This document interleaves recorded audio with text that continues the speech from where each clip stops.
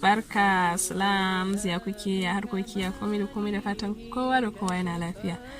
So, today I'm going to talk about how, just simply said, your whole life is literally a compilation of every single day of your life.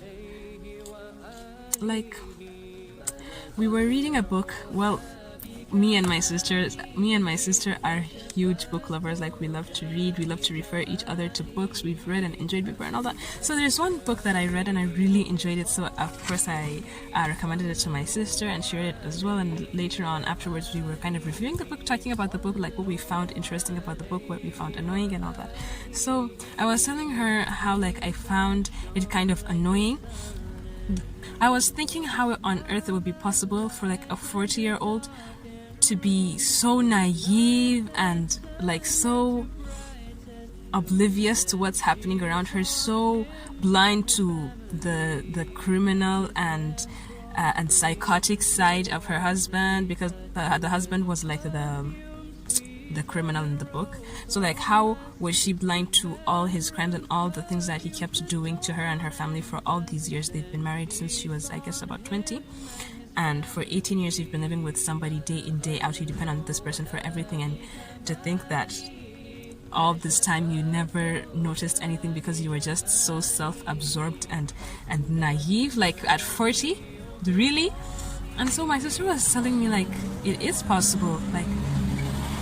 It's very possible, especially in the cases of, us ladies. You know how when we're with our families, our fathers usually tend to shield us, protect us, and kind of provide anything that we need. If we need something, he'll just make it happen. Just say it, tell daddy, and he'll make sure that this thing is has been taken care of for you.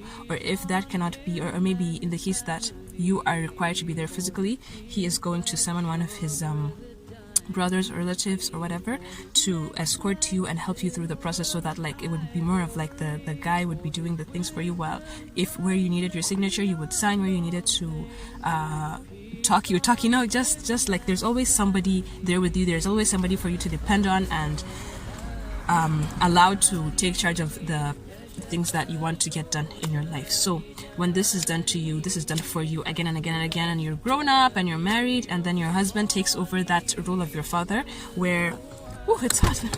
It's really hot.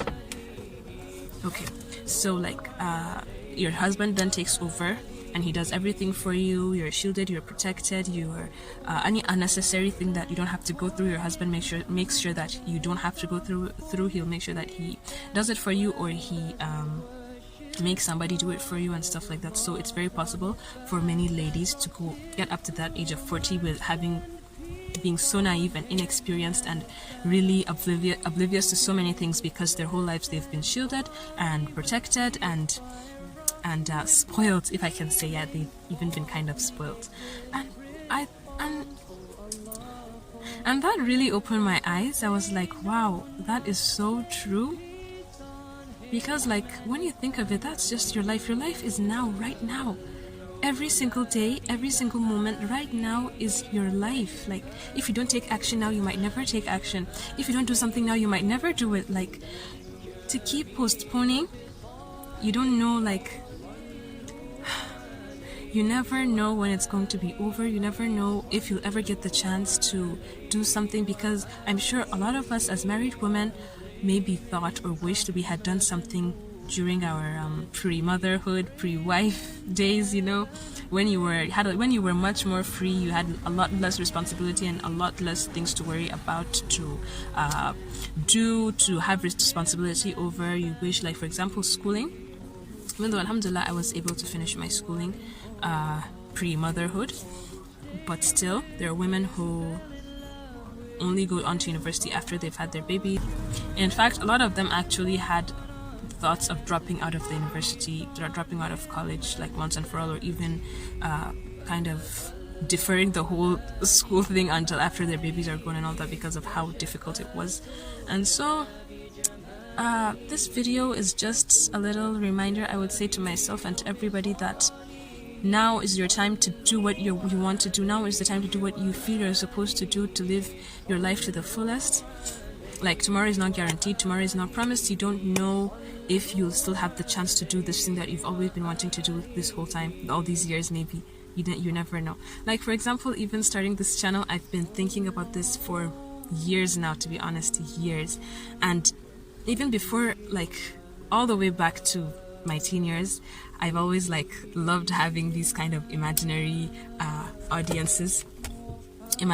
Like, for the longest time, I've always wanted to start this page, but I didn't have the guts. I was scared, I was unsure, you know. I kept postponing and postponing and postponing until finally I sat down one day and I was reading my diary. I was reading some of my old, you know, ambitions and whatnot, and I saw that, like, wow, it's been 5 years now, and some of these dreams and ambitions I still haven't attained them. And I was like, wow, this is too bad. Like, 5 years, tomorrow, next week, tomorrow has like compounded into 5 years. I couldn't believe it. So then and there I decided that inshallah I'll try and achieve those dreams that I have been putting off for all these years. And even though I could have and should have started earlier, I didn't.